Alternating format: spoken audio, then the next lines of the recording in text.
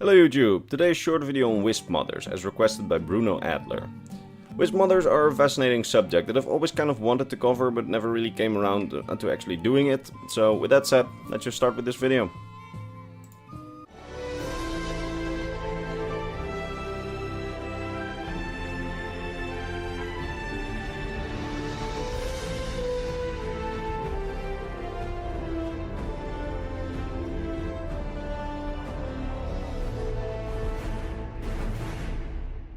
There are subjects that cause heavy debate among even the most renowned scientists, subjects that nobody really understands, and the smartest minds of our world cannot come up with a consensus as to how to explain these subjects.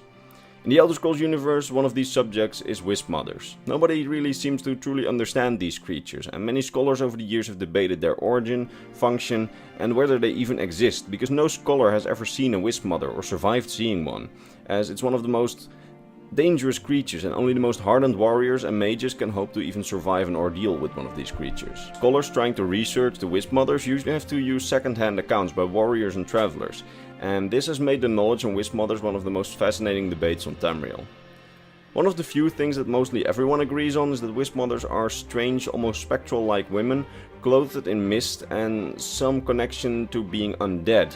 And they use wisps to lure travelers to them and then kill them, to steal their energy. But other than that basic description, the knowledge on them is very disputed. The theories about the origin of wisp mothers are all very different and can be separated into two categories. First, there are the folktales and legends, and second, there are the theories by academics.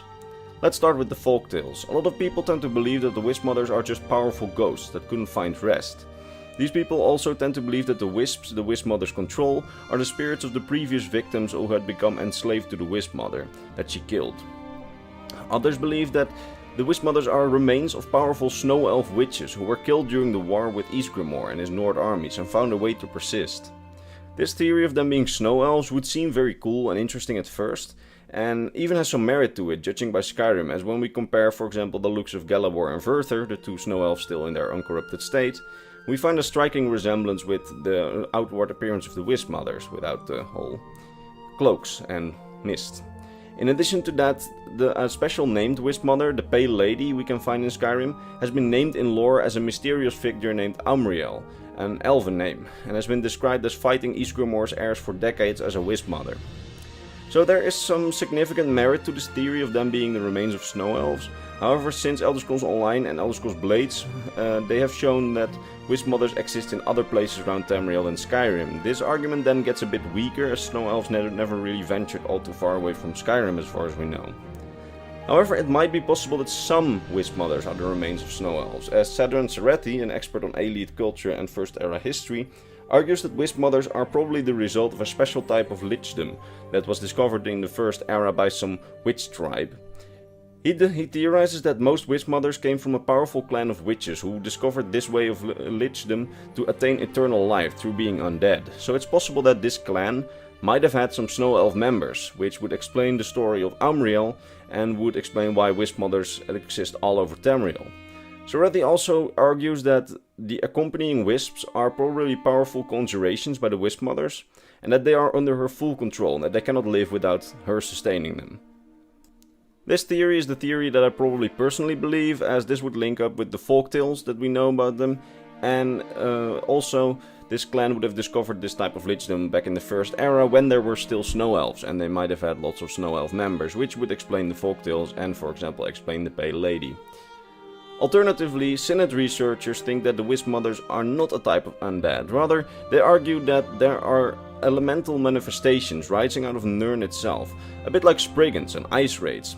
Lindet Verlaine of the Synod argues that they are essentially the elemental personification of snow and mist, wielding those elements naturally instead of being an undead who manipulates it through sorcery. She also argues that the wisps accompanying the wisp mother are almost literally her children, making her truly a wisp mother. She says that these are probably subspecies that lure the victims to her and then share in the energy that the wisp mother steals from her victims. So these are basically the major visions on wisps and wisp mothers. Which exactly is true, we don't know. Maybe neither is true, as we don't learn much about the mysterious wisp mothers. And there isn't really much lore to them. It just seems like Bethesda just kind of created them as enemies and then was like, yeah, let's write a couple of things on them, but not more. because this was literally all the lore I could find on him. And that said, I hope you still enjoyed this video. If you did, consider sticking around for the next one next Thursday and clicking the bell icon so you know when it gets dropped. In addition to that, allow me to thank my top patrons, Bernardo Binda, Hayden Barnes, Gabriel Binda and Sam Kempling. They, along with all the other people on screen right now, are my patrons, and they are the people that make these videos possible. That said, I will see you next Thursday in another lore video. Bye bye.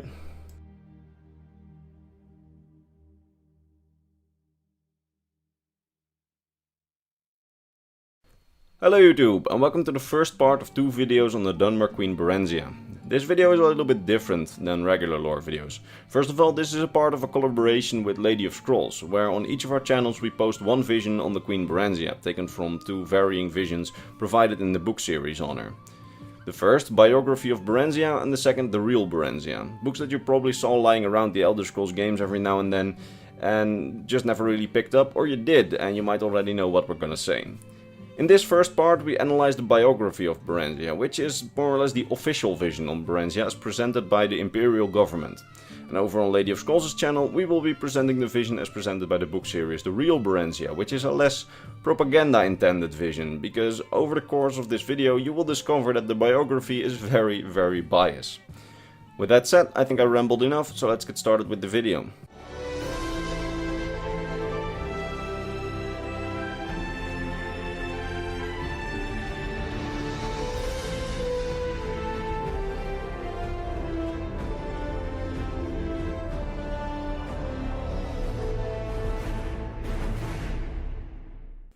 So as I iterated before, we will solely focus on the vision that the Imperial government wants you to have on Queen Berenzia in this video, as it is presented in the biography series.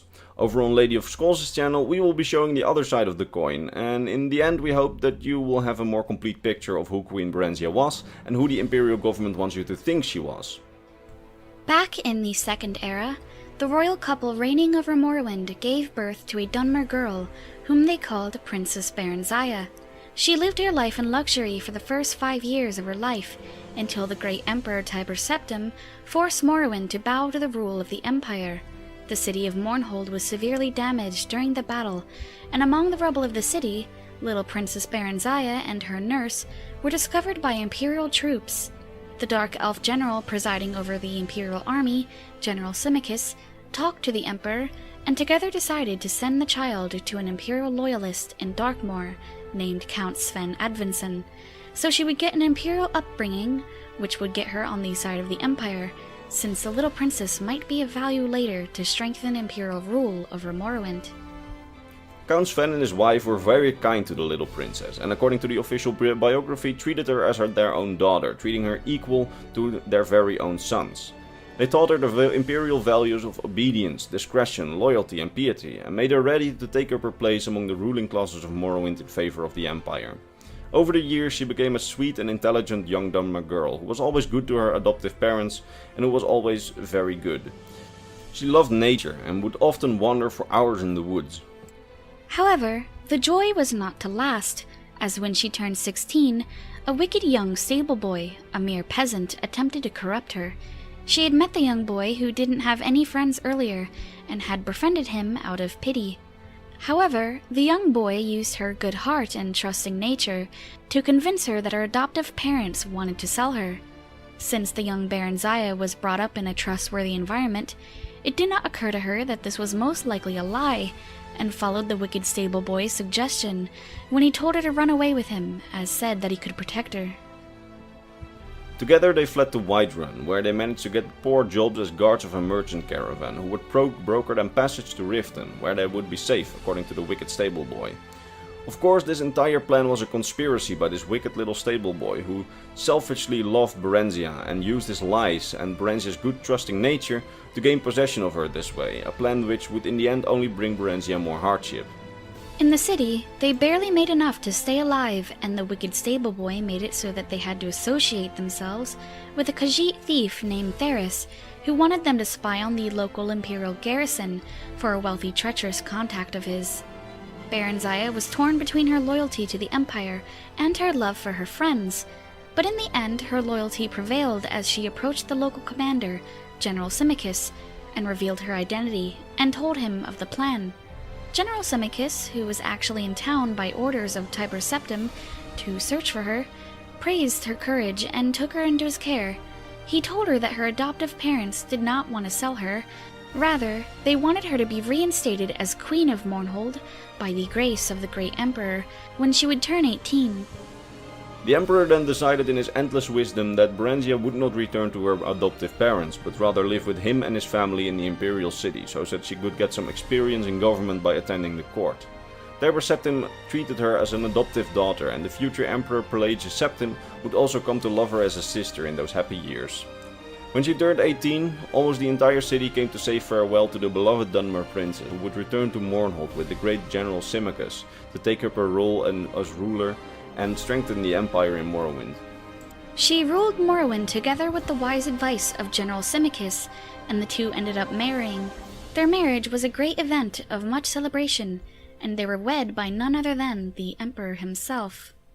After several hundred years of marriage, Berenzia became pregnant, and a son was born to her and General Symmachus. They would name their son Hauseth, and only 8 years after his birth, another child, this time a daughter, was born, whom they called Morgaia, after Symmachus's mother. All were happy and everything seemed well, until one day relations with the Empire turned bad. After much negotiation, the relationship failed to be restored. Berenzia then traveled to the imperial city herself to see if she could repair relations in a private audience with Emperor Uriel Septim VII. During her audience, however, Berenzia discovered through magical means that this so-called Emperor was nothing but an impostor. She managed to keep her discovery a secret to the impostor, and in an attempt to find out what happened to the real Emperor. Unfortunately, during her time in the imperial city, news arrived that her beloved husband Symmachus, who had stayed in Mournhold, had fallen in battle during an uprising by the peasant rebels in Morrowind. And Berenzia wept in desperation as she had no one left to turn to or help her. Her city was lost to rebels, her husband was killed, and her emperor was missing and replaced by an impostor. She eventually found an ally in the King of High Rock, King Eadweir, who had both been a friend of Uriel Septim VII and a friend of her late husband. He told her that the Emperor was indeed an impostor, as she suspected, and none other than the treacherous battle mage Yegar Tharn. Eadweir had learned this after the former assistant of Tharn had appeared to him in ghost form after her execution. She had told him of how her former master had imprisoned the true Emperor in an alternate dimension and had her executed after she threatened to inform the Elder Council of this. The assistant's ghost then informed the two of a champion in the Imperial dungeons who could help them unmask the Emperor impostor. Berenzia and Eadweir then helped free the champion from the Elder Scrolls arena from the Imperial dungeon and assisted him in finding the 8 pieces of the Staff of Chaos by spying on the false Emperor and relaying the information to the ghost of Tharn's late assistant, who guided the champion along the way. When they were discovered, Eadweir and Berenzia fled back to Wayrest, the home of Eadweir. However, they had done their job, as the champion was able to unite the pieces of the Staff of Chaos and destroy the nefarious impostor Yegar Tharn, and return the rightful Emperor to his office. Once the rightful Emperor, Uriel Septim VII, was restored, he had a grand memorial service held for Symmachus in the Imperial City after his unfortunate death. After all this, Berenzia and her 2 children moved to Wayrest to live with Eadweir, whom she shortly married, living in Wayrest for a short but happy time until her human husband would find death. This is where the official biography ends. If you wish to know how the story of Berenzia continues and the parts that the Imperials changed for propaganda purposes, consider watching the uncensored version on Berenzia that we made over on Lady of Scrolls' channel. You might find the link in the description. Alright, with that behind us, I hope you enjoyed this video. If you did, consider checking out the counterpart video on my channel, or if you already saw that, consider watching one of our other lore videos. Before we end this video, allow me to vocally thank my top patrons Bernardo Binda, Hayden Barnes, Gabriel Binda and Sam Kempling. They, according with the other patrons on screen, are truly awesome people. That said, we will see you in the next part, or in some other undisclosed future. Bye bye. Bye bye.